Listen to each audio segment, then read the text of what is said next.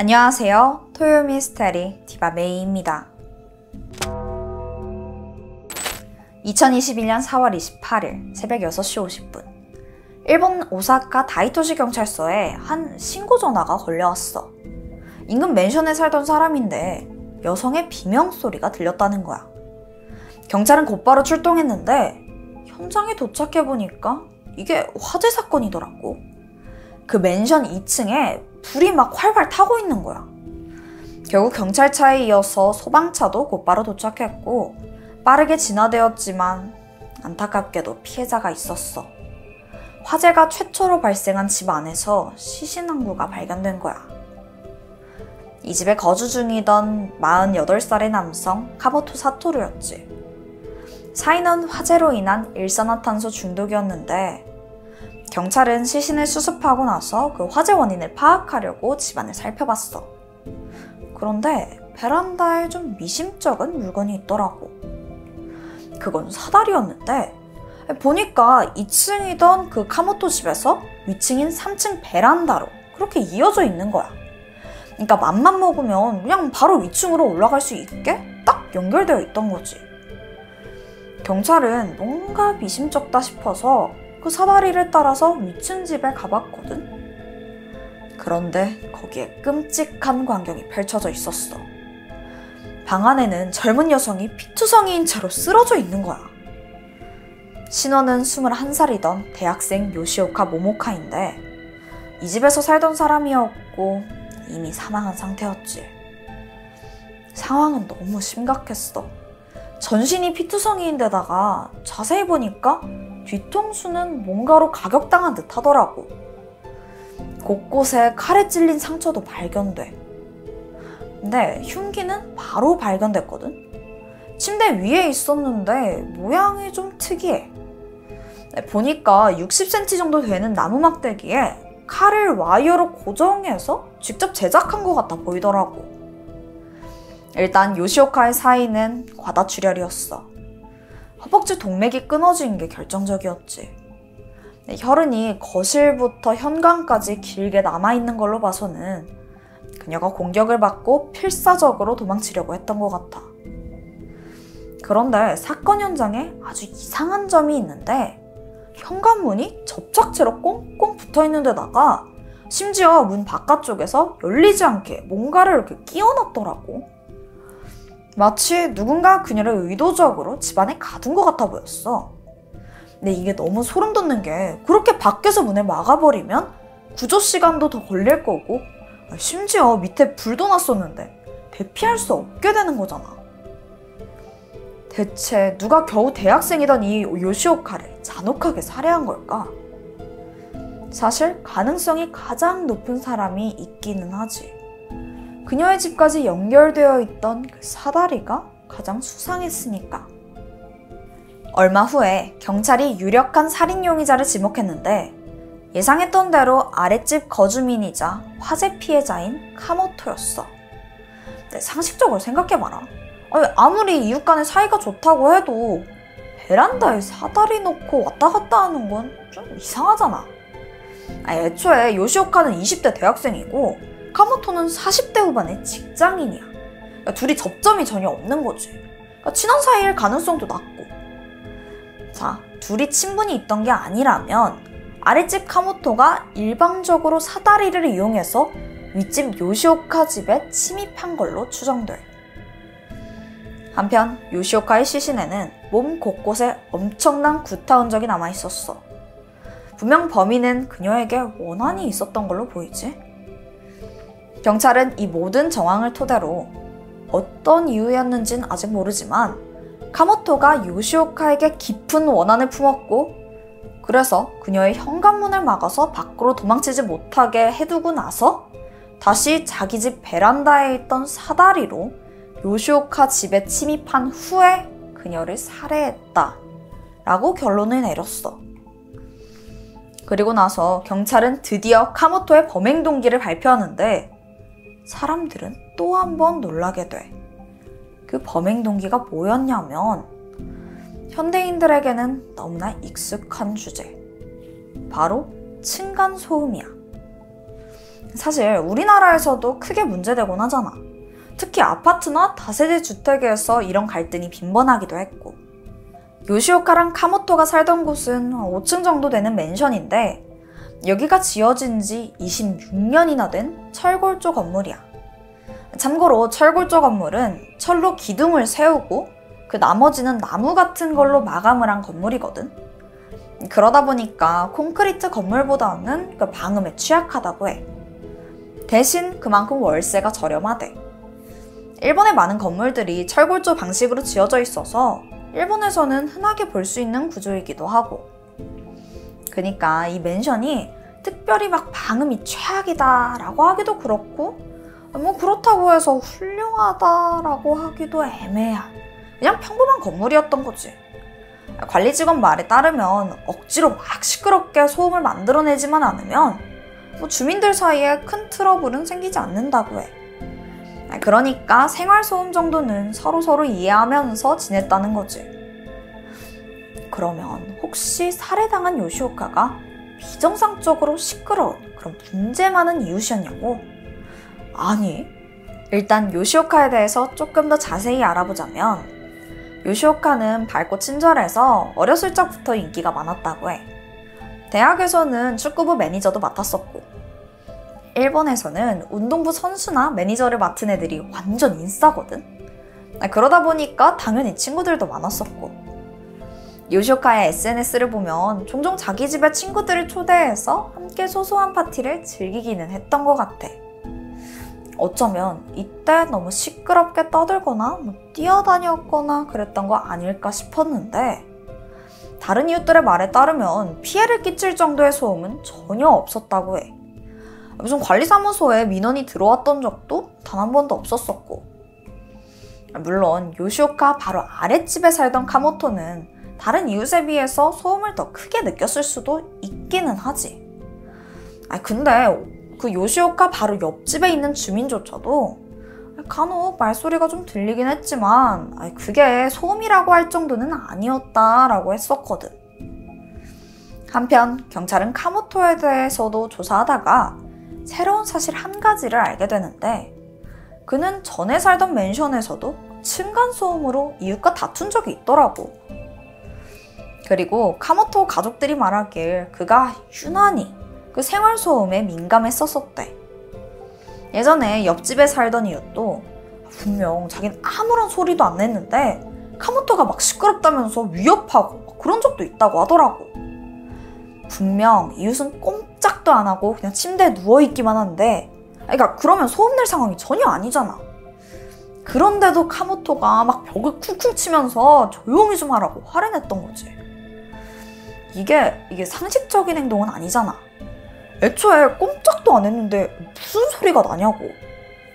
결국 그 이웃은 이 사람 쎄하다 싶어가지고 더 큰 일을 당하기 전에 이사 가야겠다고 생각했고 서둘러서 집 구해서 그냥 바로 나갔다고 해. 알고 보니까 사실 그 죽은 요시오카도 카모토가 좀 이상하다는 걸 알고 있었어. 그래서 종종 지인들한테 아랫집에서 맨날 시끄럽다고 하도 소리 질러서 너무 무서워 라고 말하기도 했었대. 알고 보니까 정작 카모토가 사는 집에서 맨날 그 조용히 좀 하라는 고함이 들려온다는 신고가 몇 번이나 접수됐었었고 그니까 사실은 쥐가 제일 시끄러웠던 거지.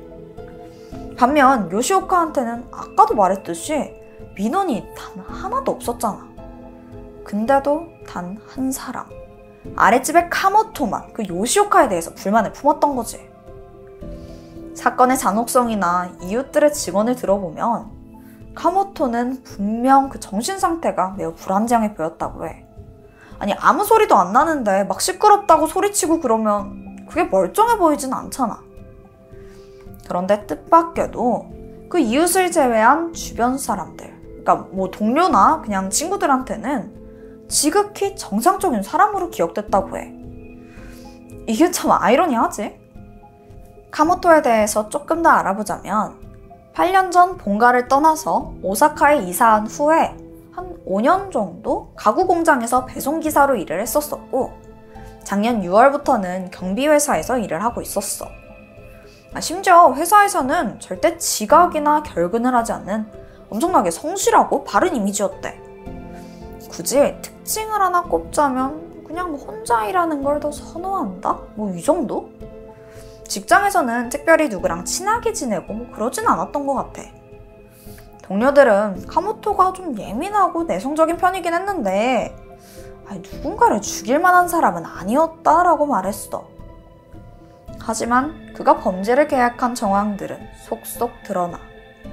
카모토는 범행 전 인근 마켓에서 등유와 흉기를 구매했더라고. 즉 카모토 집에서 발생한 그 화재는 스스로 저지른 거라고 볼 수 있지.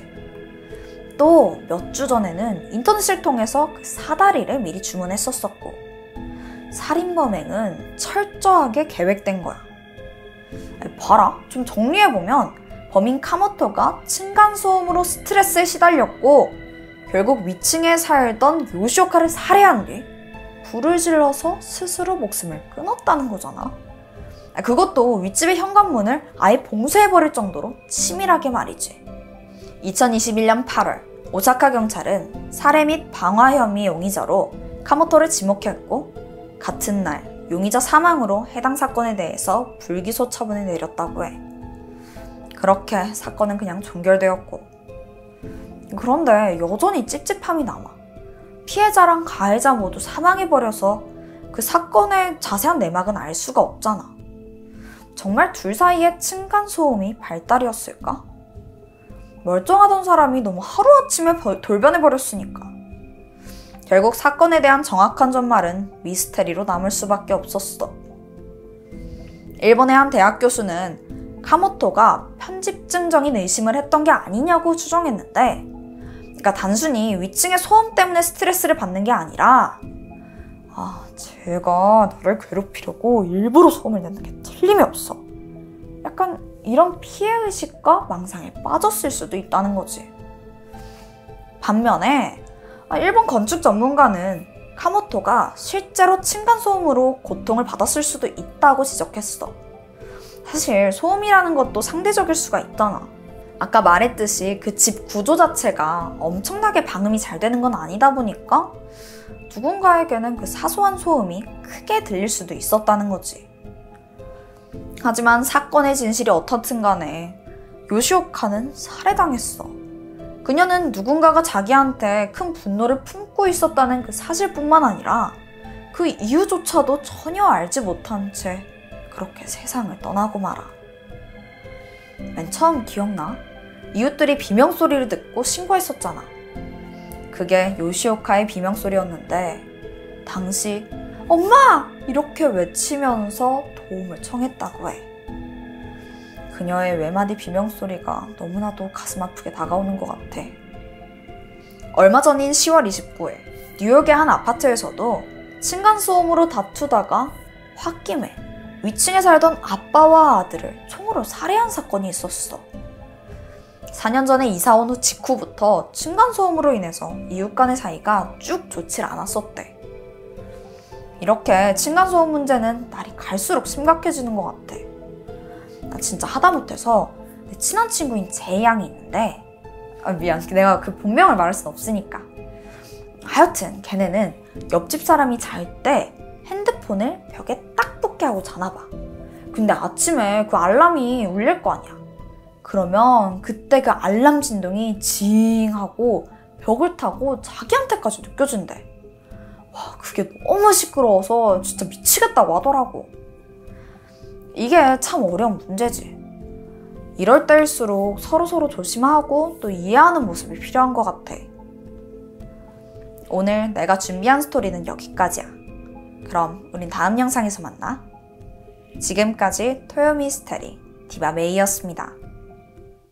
안녕하세요. 토요미스테리 디바메이입니다. 오늘은 가까운 일본에서 벌어진 미스테리한 사건을 가져와 봤어요. 메이크업과 함께 지금 바로 시작해볼게요. 이 사람은 타카바 사토루인데 일본 나고야에 살고 있어.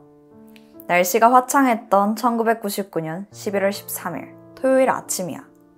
사토루는 출근 준비 중이었고 아내 타카바 나미코는 같은 아파트에 사는 친구랑 전화통화를 하고 있었지. 2살 된 아이가 열이 나서 병원에 가야겠다고 말하고 있었고, 그렇게 9시에 남편 사토루는 출근을 하게 돼. 남편이 집을 나선 지 30분이 지나서 9시 반이었는데 띵동, 집에 택배기사가 방문했어. 근데 집에 아무도 없는지 반응이 없더라고. 잠시 기다리던 택배기사는 결국 전표만 남겨두고 다시 돌아가게 돼. 오전 10시 20분에 아까 아침에 통화했던 친구가 다시 전화를 걸었거든? 근데 나미코가 전화를 받질 않아. 뭐 집안일 하느라 바쁜가 싶었지. 다시 20분이 흘러서 10시 40분에 또 한 번 전화를 걸어보거든. 근데 이번에도 받질 않는 거야. 그 병원에 갔나 보다. 친구는 대수롭지 않게 넘어갔어. 일단 이 사건에서 9시 반부터 11시 남짓까지 나미코의 행적은 여전히 의문이야. 그런데 그녀가 그때 사라진 건 아니었어. 알고 보니까 친구의 마지막 전화가 울리고 30분이 지난 11시 10분. 나미코가 아이를 데리고 병원에 방문한 기록이 있더라고. 그럼 그 전까지는 어디에 있던 걸까? 택배도 반응 안 하고 친구 전화도 안 받고 집에서 병원까진 고작 5분 거리야. 혹시 남편이 출근한 9시부터 택배가 도착한 9시 반까지 그 사이에 집을 나섰던 건 아니었을까? 이후에 어디를 갔는지는 불분명해. 어쨌든 나미코가 병원에 갔다가 집으로 돌아온 시간은 11시 40분이야. 이때 아파트 주민이 우연히 그녀를 마주쳤고 인사를 했지. 근데 이상하게도 원래 같으면 반갑게 맞이해줄 나미코가 쳐다도 보지 않고 그냥 집에 들어가 버리는 거야. 평소답지 않은 그녀의 모습에 이웃이 좀 멋쩍을 정도였대. 그런데 이후 또 다른 주민이 수상한 소리를 듣게 돼. 나미코가 집에 들어간 12시에서 1시 사이에 그 집에서 무슨 옷장 같은 큰 가구를 막 끄는 듯한 소리가 들리더니 잠시 후엔 누가 막 계단을 뛰어내려가는 소리가 들렸던 거야. 시간이 지나서 낮 12시 30분. 또 한 번 나미코 친구가 전화를 걸었지만 이번에도 연결이 되지 않아. 아까 분명히 집에 들어갔는데도 말이야. 친구가 오후 2시까지 2번이나 더 전화를 했지만 나미코는 단 한 번도 응답하지 않더라고. 오후 2시 30분. 이번엔 아파트 주민 중 한 명이 이웃들한테 감을 나눠주고 있었어.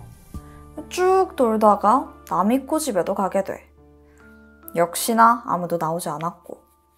그래서 감이 든 봉투를 문고리에 걸어놓고 가려는 순간 문이 스르르 열리는 거야. 뭔가 이상했지. 그냥 지나치긴 꺼림칙했던 주민이 조심스럽게 문을 열고 그 안으로 들어갔어. 그리고 그곳에서 충격적인 장면을 목격하게 돼. 현관 복도에서 거실로 향하는 길에 나미코가 피를 흘린 채 쓰러져 있는 거야. 자세히 보니까 목에 예리한 흉기로 찔린 듯한 상처가 여러 군데 보여. 잠깐만, 아이는? 2살짜리 아들이 있었잖아. 보니까 엄마가 쓰러진 곳 맞은편 식탁에 아이 혼자 가만히 앉아있더라고. 지금 무슨 상황인지조차 전혀 모르는 듯 했어. 다행히 아이는 다치지 않았었어.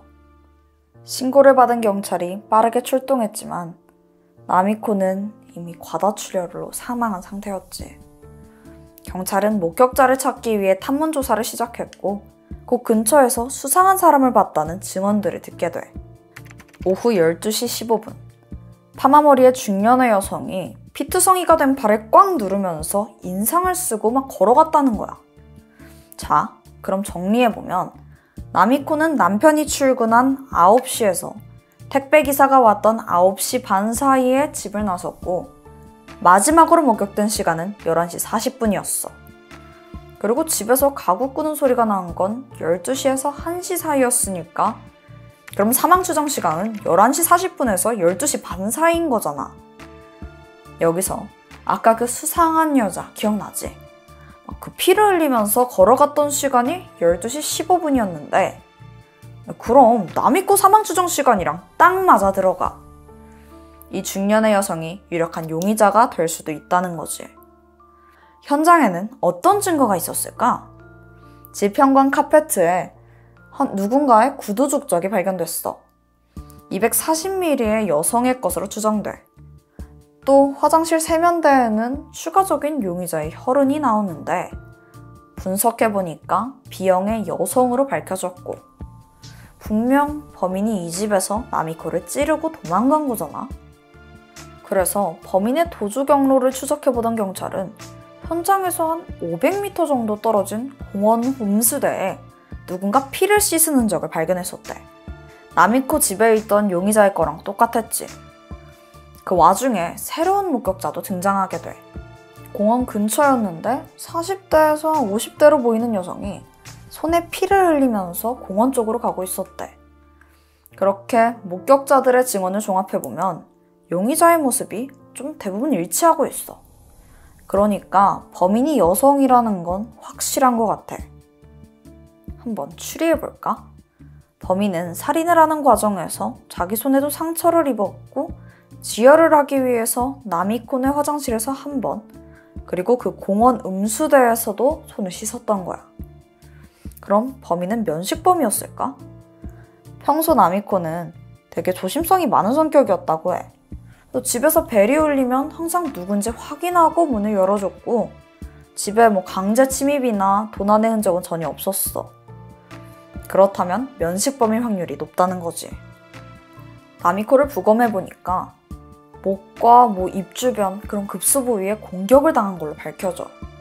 범죄 전문가들에 따르면 얼굴 쪽을 공격했다는 건 범인이 피해자에 대한 분노가 상당했다고 분석했어. 자, 그럼 주변 사람을 하나하나 살펴보면 범인을 찾을 수가 있잖아. 사실 경찰이 이미 지인들을 모두 만나봤어. 하지만 딱히 용의자로 볼만한 사람은 전혀 나오지 않더라고. 오죽하면 나미코 가족이랑 친척, 지인들을 조사해본 담당 형사는 이 사람들 주변에 이렇게 원한이 없는 건 드물 거다 라고 말할 정도였대. 혹시 애초에 수사 방향을 잘못 잡은 건 아니었을까? 어쩌면 처음부터 범인의 타겟이 나미코가 아니었을 수도 있다는 가설이 있어. 이게 무슨 소리냐면 사건 직전인 10월이었는데 나미코의 어머니가 홋카이도에서 딸이 사는 나고야로 이사를 할 계획 중이었었거든. 이때 어머니는 딸 나미코의 주소로 미리 전입신고를 해둔 거야. 관공서에서 보내는 우편물들을 여기로 받으려고 그랬었던 거지. 그래서 우편함에 나미코 어머니의 이름도 써뒀었고 일본은 우편함에 그 집 사람들 이름 다 써두잖아. 혹시 이게 어떤 원인이 된 건 아니었을까? 또 다른 추측도 있었어. 당시 옆집에 피해자 성인 타카바와 같은 한자를 쓰는 주민이 살고 있었던 거야. 이거 혹시 범인이 집을 착각한 건 아닌가 싶은 거지. 워낙 사건이 풀리질 않으니까 이런 여러 의혹들이 쏟아지더라고. 여기서 잠깐. 현장에서 발견된 특이한 증거물이 하나 있더라. 그게 뭐였냐면 바로 유산균 음료수병이었어. 사실 이게 엄청나게 이상한 건 아니잖아. 집에 있을 법도 하고. 근데 이 증거가 사실 경찰이 발견한 건 아니야. 사건이 발생하고 나서 남편이 한참 집에 못 가다가 어느 정도 증거 수집이 끝나고 집에 돌아오거든. 근데 생전 처음 보는 유산균 음료수가 있는 거야. 게다가 이건 한 35km 떨어진 니시미카와 지역에서만 판매하는 음료더라고. 남편은 생각했지. 이게 왜 여기 있을까? 아내가 35km나 달려서 이걸 사왔을 리는 없을 텐데. 그렇다면 이건 혹시 범인이 집에 왔을 때 가져왔던 건 아니었을까? 그럼 범인은 이 음료가 나온다는 니시미카와 사람일 수도 있잖아. 경찰은 피해자 지인 중에 그쪽에 살았거나 이사를 간 사람들을 수소문했지만 용의자는 당최 추려지지 않더라고. 너무 답답하지? 이 사건은 증거도 목격자도 꽤 많은데다가 심지어 도주 경로도 어느 정도 파악된 상황이야. 범인이 지하철역으로 도주한 게 아니라 그냥 걸어서 공원을 지나서 간 거 기억하지? 즉 그 말은 교통수단이 필요 없을 정도로 가까운 곳에 살 수도 있다는 거지. 근데 추리를 하면 뭐하냐? 용의자가 절대 없는 거야. 그나마 도주 경로 곳곳에 혈흔이 좀 있긴 했는데 이마저도 큰 비가 내리면서 다 씻겨져 버렸대. 아무래도 1999년도다 보니까 지금보다 훨씬 더 과학수사가 허술하기도 했었고. 근데 그때 그 혈흔 확보를 해뒀으면 이제라도 범인을 찾을 때 도움이 됐을 것 같은데 당시엔 그런 생각을 못했던 것 같아. 그런데 우리가 놓치고 있는 부분이 있어. 다시 생각해보면 사망 당일 나미코의 행적은 어딘가 이상한 부분이 많더라고. 무엇보다 택배기사가 왔을 때부터 나미코가 병원에 갔을 때까지 2시간이 빈다는 거야.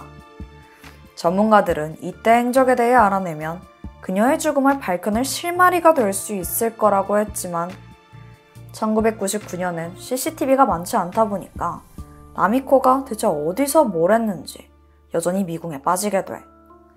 자, 이게 경찰의 증언을 토대로 작성한 범인의 몽타주야. 지금은 현재 예상 몽타주도 제작해서 추가로 배포했고, 인상착의를 정리해보자면 사건 당시 40세에서 한 55세 정도의 중년 여성, B형, 키는 160 정도고 어깨까지 오는 검정색 파마머리에 사건 당시 240mm의 구두를 신고 있던 걸로 추정됐지. 근데 여기서 마지막 반전이 있어. 이 몽타주가 공개된 후에 비슷한 여성을 본 적 있다는 증언이 나온 거야. 목격자인 이웃에 따르면 살인사건 딱 일주일 전에 나미코가 이 몽타주와 비슷한 여성을 집 현관에서 만나고 있었다고 해. 당시 그 여자는 무슨 은색 가방을 들고 있었는데 그 가방 때문에 방무 판매원인가? 라고 생각했었대. 그 여자가 유독 기억에 남는 이유는 따로 있다고 했어. 지나가면서 나미코한테 인사를 건네는 그 순간 자기를 엄청나게 노려봤다는 거야. 아니, 처음 보는 사람을 왜 이렇게 째려봐? 하면서 기분이 나빠서 정확하게 그 순간을 기억한다고 했지. 과연 그 여자는 누구였을까? 진짜 범인이 맞았을까? 이 사건은 사실 2014년도에 공소시효가 끝날 예정이었어. 하지만 일본도 현재 공소시효가 폐지된 상태거든. 그래서 여전히 희망은 있는 상태야. 사건 이후 남편 사토루는 범인을 체포하는 것이 유족에게 있어서 가장 큰 의미일 겁니다. 라는 말을 남겼어. 이 가족들은 사건이 미제가 된 게 너무나도 한이 돼서 20년이 넘도록 사건 현장인 이 아파트를 떠나지 못하고 있다고 해. 너무 안타깝지? 과연 그날 나미코를 잔혹하게 살해한 그 중년 여성의 정체는 무엇일까? 더 늦기 전에 그녀가 잡혔다는 소식이 하루빨리 들리길 바래. 지금까지 토요미스테리 디바메이였습니다.